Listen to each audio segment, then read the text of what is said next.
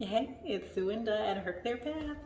I want to share my journey. There's so many pieces of my life that have led me to this point. Being an adult is hard to figure out and navigate. Who are you? Pursue your purpose. It's been a while since I did a YouTube video, and I'm sitting here painting. You know, I talk on my Instagram all the time about starting your own business, being a business owner. Go out there, take back control of your life, live how you want. Be happy, do what makes you happy. And I keep feeling just all the feelings sitting in this house. This is actually the second house that I've ever owned, but the first house doesn't count.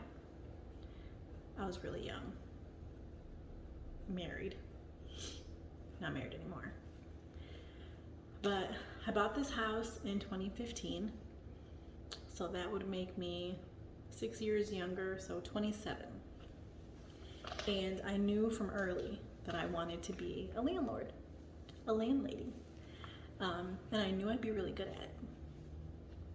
So 2015, I bought this house. It's a double upstairs, downstairs, and I house hacked, which is a term that I learned from Bigger Pockets. You know, if you're into real estate or trying to get into real estate investing, Bigger Pockets is definitely where I recommend that you start, just consuming information. And so I house hacked. So I lived in the downstairs, rented this unit, which is the upstairs. There's 3 bedrooms downstairs, 2 bedrooms upstairs. And then when I was ready, I moved out of the downstairs and moved up here. And I rented the downstairs because it has 3 bedrooms, so that's more rental income. And I lived in the smaller unit.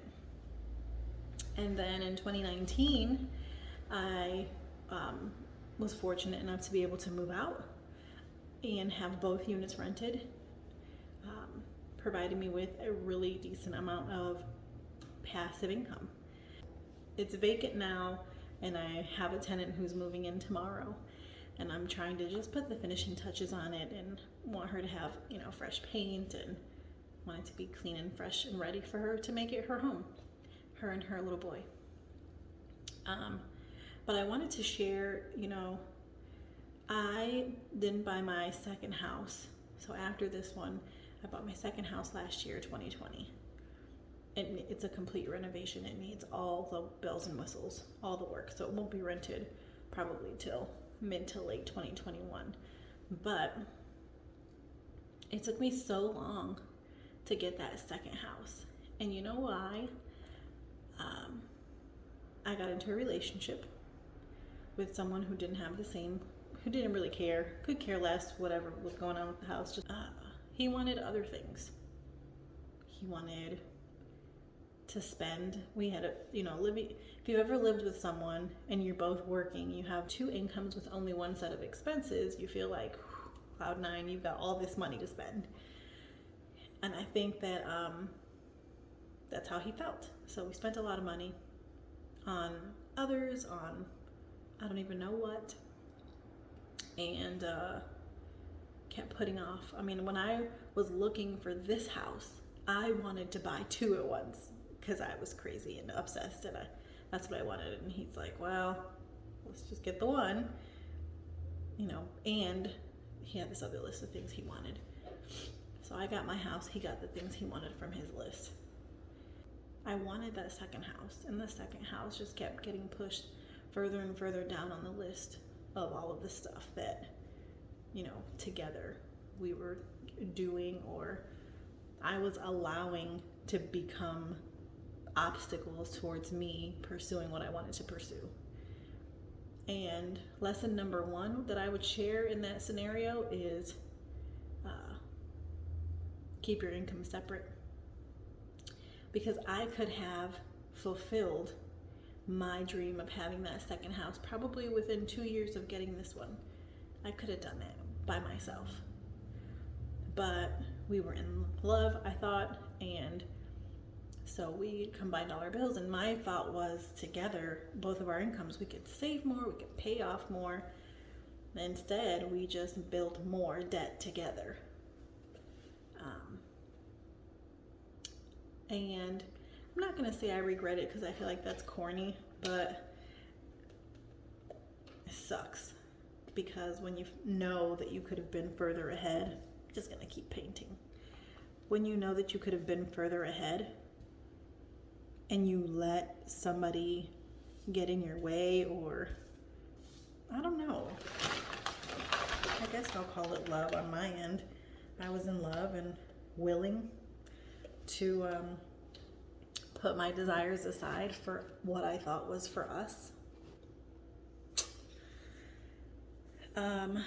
And so he and I are not together anymore, not married anymore, but I still have this house, and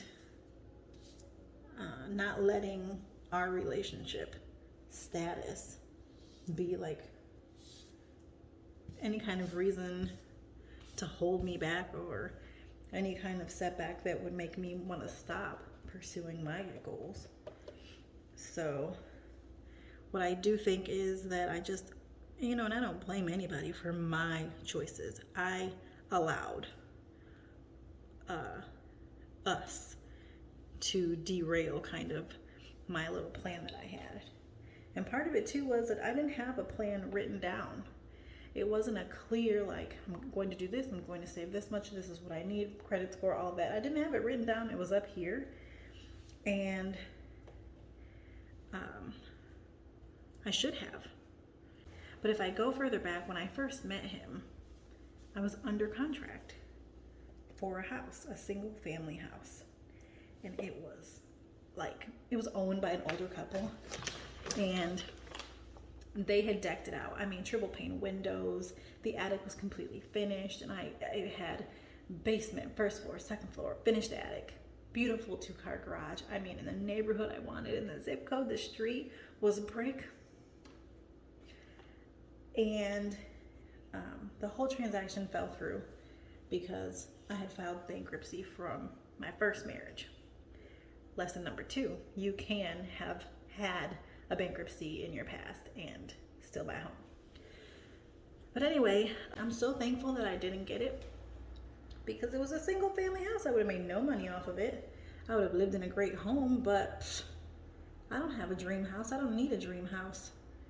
My dreams go far beyond material possessions. Any house that I own, I want it to be an investment. Lesson number 3, everything happens for a reason. I wasn't meant to have a single family house. I was meant to have this one. And let me tell you, I looked at me and that real estate agent, shout out to Patty Clark, probably looked at over 50 houses. And it was the winter time too. And she was awesome. She was like, I got my boots on, let's do this. My first experience with a real estate agent, tangent real quick, was not a positive one. My first husband and I were looking for a house.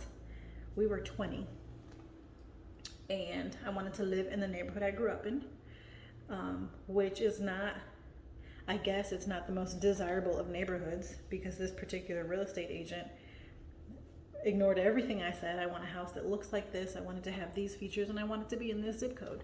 And he was like, oh, okay. Instead, I'm going to show you houses that are all outside your price range, outside the zip code you said, that don't look like the house you said you wanted. Sir. So that first real estate dude, I basically had to find the houses myself and hand him a list and say, these are the houses we need to go see. F whatever list you have. And he complied. But that wasn't a positive experience. But with Patty Clark, she understood the assignment. But I'm very grateful to have had her. But you get the drift. All right, let me get back to work. Thank you so much for watching, for being here on this channel, for supporting me. Definitely hit that like button, share, comment, subscribe, and if you haven't already started following me on Instagram, this is where I share the majority of my behind the scenes and daily stories. So check me out at Her Clear Path on Instagram, and thank you so much for watching.